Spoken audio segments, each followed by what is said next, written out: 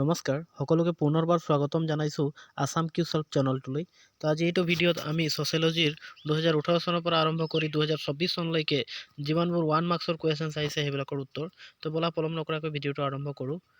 2018 চনত অহা প্ৰথম প্ৰশ্নটো হৈছে কোনখন চহৰক ভাৰতৰ বাণিজ্যিক ৰাজধানী বুলি জনা যায়? মুম্বাই চহৰক ভাৰতৰ বাণিজ্যিক ৰাজধানী বুলি জনা যায়। ঝাৰখণ্ডৰ সামাজিক নেতা কোন আছিল? বিৰছা মুণ্ডা।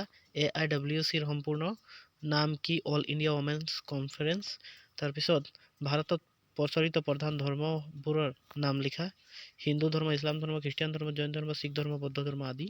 ঔপনিৱেশিকতাবাদ বুলিলে কি বুজায়? দিয়া আছে, ধুনীয়াকৈ আপোনালোকে লিখি ল'ব। তাৰপিছত an essay of the principle of population নামৰ কিতাপখন কোনে লিখিছিল? থমাছ ৰবাৰ্ট মালথাছে। তাৰপিছত জাতি মুক্ত বন্ধ স্থিৰীকৰণৰ উদাহৰণ। জাতি বন্ধ স্থিৰীকৰণৰ উদাহৰণ। জনসাংখ্যিক বিজ্ঞানৰ অৰ্থ কি? জনসাংখ্যিক বিজ্ঞান বা জনসংখ্যা তত্ত্ব বা ডেমোগ্ৰাফি হ'ল জনসংখ্যাৰ বিষয়ে প্ৰণালীবদ্ধ অধ্যয়ন। মানুহ বা জনসংখ্যক বিভিন্ন ধৰণৰ বৰ্ণনা কৰা কৌশলেই হ'ল জনসাংখ্যিক বিজ্ঞান বা জনসংখ্যা তত্ত্ব। তাৰপিছত দলিত শব্দৰ উদ্ভাৱক ডক্টৰ আম্বেদকাৰ হয় নে নহয়? নহয়। তাৰপিছত এন শ্ৰীনিবাস কোন? এন শ্ৰীনিবাস এজন ভাৰতীয় সমাজবিদ। তাৰপিছত কোন চনত ভাৰতৰ চাহ উদ্যোগ আৰম্ভ হৈছিল? 1851 চনত। তাৰপিছত সংঘবদ্ধ সংস্কৃতি বুলিলে কি বুজায়? ইয়াত দিয়া উত্তৰটো ধুনীয়াকৈ আপোনালোকে লিখি ল'ব। তাৰপিছত 2019 চনত অহা প্ৰথম প্ৰশ্নটো হৈছে শিশুৰ মৃত্যু হাৰ মানে কি? শিশুৰ মৃত্যু হাৰ মানে হ'ল 1 বছৰৰ তলত আৰু 5 বছৰৰ ভিতৰত শিশুৰ মৃত্যুৰ হাৰকে সাধাৰণতে এই ক্ষেত্ৰত নিৰ্মিত কৰিছে।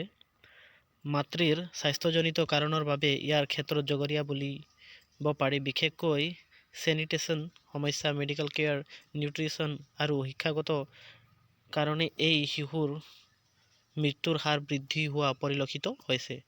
জাতিৰ বিত্তীয়াত্মক সিদ্ধান্তটো কোনে আগবঢ়াইছিল? নেছফিল্ডে। তাৰপিছত কোন চনত ভাৰতবৰ্ষই ৰাষ্ট্ৰীয় পৰিয়াল পৰিচালনা আঁচনি বলবৎ কৰিছিল? 1952 চনত। তাৰপিছত সৰ্বভাৰতীয় অনুসূচিত জাতিৰ পৰিষদ কোনে গঠন কৰিছিল? ডক্টৰ ভীমৰাও ৰামজী আম্বেদকাৰে। প্ৰভাৱশালী জাতি মানে কি? প্ৰভাৱশালী জাতি হ'ল যি জাতি ৰাজনৈতিক, সাংস্কৃতিক, সামাজিক আৰু অৰ্থনৈতিক দিশত আন জাতিৰ তুলনাত আগবঢ়া সেই জাতিক প্ৰভাৱশালী জাতি বোলে। সংৰচনাত্মক পৰিৱৰ্তন কি? সহজ অৰ্থত সমাজৰ সামগ্ৰিক দিশৰ সামাজিক সংস্থাসমূহত ঘটা পৰিৱৰ্তনকে সংৰচনাত্মক পৰিৱৰ্তন বোলে। এই সংস্থাসমূহ যেনে অৰ্থনৈতিক, ৰাজনৈতিক, সামাজিক, সাংস্কৃতিক আদি।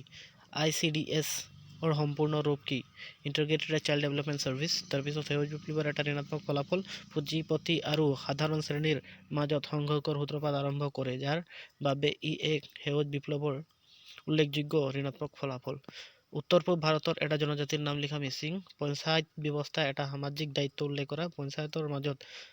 জনসাধাৰণৰ মাজত পঞ্চায়ত ব্যৱহাৰ বিত্তীয় দিশসমূহ প্ৰচাৰ আৰু প্ৰসাৰ কৰাৰ লগতে সজাগতা সৃষ্টি কৰা। তাৰপিছত এইটো অংকৰ পৰা আৰম্ভ হৈছে 2020 চনত অহা প্ৰশ্নসমূহ। নিৰ্ভৰশীল অনুপাত বুলিলে কি বুজায়? মুঠ জনসংখ্যাৰ 15 বছৰ আৰু তলৰ আৰু শিশুৰ 65 বছৰৰ ওপৰৰ বৃদ্ধসকলে আনৰ ওপৰত নিৰ্ভৰ কৰিব লাগে তাকে প্ৰকাশ কৰাটো হ'ল নিৰ্ভৰশীল অনুপাত। এইডছৰ সম্পূৰ্ণ নাম ইয়াত দিয়া আছে। ভাৰতৰ আটাইতকৈ কম জনসংখ্যা থকা জনজাতিটোৰ নাম হ'ল আনন্দামানী। লাইছফেয়াৰ অৰ্থ কি? লাইছফেয়াৰ অৰ্থ এনে এক অৰ্থনৈতিক দৰ্শন যিয়ে মুক্ত বজাৰৰ পদ্ধতিক সমৰ্থন কৰে, যাৰ অৰ্থ অকলে এৰি দিয়া অৰ্থাৎ লিভ এলন। তাৰপিছত পৰিস্থিতি চিহ্ন অৱধাৰণা প্ৰথমে কোনে আগবঢ়াইছিল? সমাজতত্ত্ববিদ থ্ৰষ্টিন ভেবলেন-এ। তাৰপিছত সমাজতাত্ত্বিক দৃষ্টিভংগীৰে সংখ্যালঘু সমূহৰ অৰ্থ লিখা। যেতিয়া মানুহৰ যিকোনো এটা গোটত বিশেষকৈ ধৰ্ম আৰু জাতিৰ ভিত্তিত নাইবা ভাষাৰ ভিত্তিত মুঠ জনসংখ্যাৰ ভিতৰত কম সংখ্যক সদস্য হয়, তেতিয়া সেই সংখ্যালঘু বোলা হয়। ভাৰতৰ চাহ খেতি কেতিয়া আৰম্ভ হৈছিল? 1837 চনত। তাৰপিছত সংস্কৃতিকৰণ অৱধাৰণাটো প্ৰথমে কোনে আগবঢ়াইছিল? এছ শ্ৰীনিবাসে।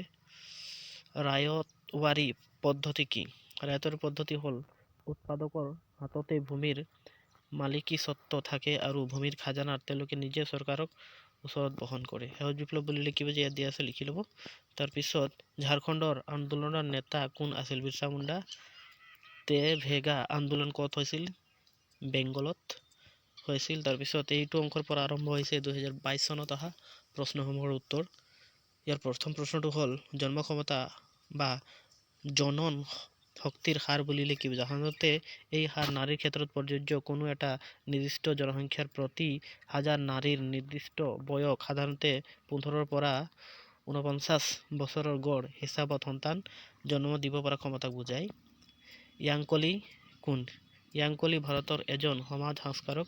তেখেতে নিম্ন শ্ৰেণী আৰু দলিতসকলৰ নেতা আছিল। শুদ্ধ উত্তৰটো বাছি লোৱা। সামাজিক স্থিৰীকৰণ সামাজিক অসমতা এক পদ্ধতি, এক প্ৰক্ৰিয়া। ই কি হয়? এক পদ্ধতি হয়। বহিৰ্ভূত জাতি বুলিলে কি বুজায়? ইয়াত ধুনীয়াকৈ দিয়া আছে, আপোনালোকে টুকি ল'ব। তাৰপিছত কোনে হৰিজনসকলক ভগৱানৰ মানুহ বুলি উল্লেখ কৰিছিল? মহাত্মা গান্ধীয়ে। দলিত শব্দটো প্ৰথমে কোনে ব্যৱহাৰ কৰিছিল? অস্পৃশ্য নেতাসকল আৰু পশ্চিম ভাৰতৰ দ্য দলিত পেন্থাৰ্ছ নামৰ শক্তিশালী গোটটোৱে তেওঁলোকৰ আস্থান সুদৃঢ় কৰিবৰ বাবে দলিত শব্দটো বহুলভাৱে ব্যৱহাৰ কৰিছিল। স্ত্ৰীৰ পুৰুষৰ তুলনা গ্ৰন্থখন কোনে লিখিছিল? তাৰাবাই হিন্দী। সামাজিক অন্তঃক্ৰিয়া বুলিলে কি বুজায়? ইয়াত ধুনীয়াকৈ দিয়া আছে, আপোনালোকে টুকি ল'ব। তাৰপিছত গণতন্ত্ৰৰ জন্মস্থান ক'ত? গ্ৰীচত। ইনভিজিবল মেন উপন্যাসখনৰ ঔপন্যাসিকজনৰ নাম ৰাল্ফ এলছন। তাৰপিছত ঔপনিৱেশিকতাবাদ বুলিলে কি বুজা? এইটো ধুনীয়াকৈ দিয়া আছে, লিখি ল'ব। তাৰপিছত তেভেগা কি? বেংগলত আৰম্ভ হোৱা এক কৃষক আন্দোলন। এইটো অংকৰ পৰা আৰম্ভ হৈছে 2023 চনত অহা প্ৰশ্নৰ উত্তৰসমূহ। ইয়াৰ প্ৰথম প্ৰশ্নটো হ'ল বন্ধ স্থিৰীকৰণৰ এটা উদাহৰণ? জাতি ব্যৱস্থা। নগাসকলৰ যুৱগৃহৰ নাম কি? মুৰং বা মৰং। আৰ্য সমাজৰ প্ৰতিষ্ঠা কোন আছিল? স্বামী দয়ানন্দ সৰস্বতী আৰ্য সমাজৰ প্ৰতিষ্ঠা কৰিছিল। মহিলাৰ বাবে প্ৰথমখন স্কুল জ্যোতিবাই ফুলে ক'ত খুলিছিল? মহাৰাষ্ট্ৰৰ পুনেত খুলিছিল। তাৰপিছৰ প্ৰশ্ন হ'ল কোনখন চহৰক বাণিজ্য চহৰ? এইটো দিল্লী। মুম্বাই চহৰক ভাৰতৰ বাণিজ্যিক ৰাজধানী বুলি কোৱা হয়। তাৰপিছত শিশুৰ মৃত্যু হাৰ মানে কি? ইয়াত ধুনীয়াকৈ দিয়া হৈছিল। এইডছৰ ফুল ফৰ্মটো ইয়াত দিয়া হৈছিল, লিখি ল'ব।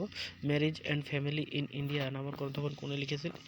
KM কাপাডিয়া। তাৰপিছত ৰাষ্ট্ৰীয় সংখ্যালঘু আয়োগ অধিনিয়ম কেতিয়া গৃহীত হৈছিল? 1992 চনত। কোন চনত ভাৰতত ৰাষ্ট্ৰীয় পৰিয়াল পৰিকল্পনা আঁচনি বলবৎ কৰা হৈছিল? 1951 চনত। শিৱকু আন্দোলনৰ নেতা কোন আছিল? গৌৰী দেৱী। ভাৰতত প্ৰকাশ হোৱা প্ৰথম বাতৰি কাকতখনৰ নাম লিখা? বেংগল গেজেট। তাৰপিছত ঝাৰখণ্ডৰ সামাজিক নেতা বিৰছা মুণ্ডা আছিল। তাৰপিছত সৰ্বভাৰতীয় অনুসূচিত জাতিৰ পৰিষদ কোনে গঠন কৰিছিল? ইয়াত ধুনীয়াকৈ দিয়া হৈছে, আপোনালোকে লিখিব। জাতিৰ বিত্তীয়াত্মক সিদ্ধান্তটো কোনে আগবঢ়াইছিল? নেলছ ফিল্ডে আগবঢ়াইছিল। এইটো অংকৰ পৰা আৰম্ভ হৈছে 2024 চনত অহা প্ৰশ্নৰ উত্তৰসমূহ। প্ৰথম প্ৰশ্নটো হৈছে ভাৰত কেতিয়া জনসাংখ্যিক নীতিৰ আৰম্ভ কৰা হৈছিল? 1952 চনত। NRCৰ full form National Register of Citizen. তাৰপিছত ভাৰতৰ সমাজ সংস্কাৰ আন্দোলনৰ এজন নেতাৰ নাম লিখা? ৰাজা ৰামমোহন ৰায়। পুঁজিবাদ কি? ইয়াত ধুনীয়াকৈ দিয়া হৈছে, আপোনালোকে লিখি ল'ব। গণতন্ত্ৰৰ জন্মস্থান গ্ৰীচৰ এথেন্সনত। তাৰপিছত ৰামকৃষ্ণ মিছন কোনে প্ৰতিষ্ঠা? স্বামী বিবেকানন্দ। আন্তঃৰাষ্ট্ৰীয় নাৰী দিৱস কেতিয়া পালন কৰা হয়? 8 মাৰ্চ তাৰিখে। তথ্য জনাৰ অধিকাৰ আইনখন কেতিয়া গৃহীত কৰা হৈছিল? 15 জুন 2005 চনত। কোন চনত ভাৰতবৰ্ষৰ প্ৰথম শ্ৰমিক সংঘ গঠিত হৈছিল? 1980 চনত। ভাৰতৰ অৰণ্য মানৱ বুলি কাক জনা যায়? যাদৱ পায়েংক। তাৰপিছত শিশুৰ মৃত্যু হাৰ বুলিলে কি বুজা? ইয়াত ধুনীয়াকৈ দিয়া হৈছে, আপোনালোকে লিখি ল'ব।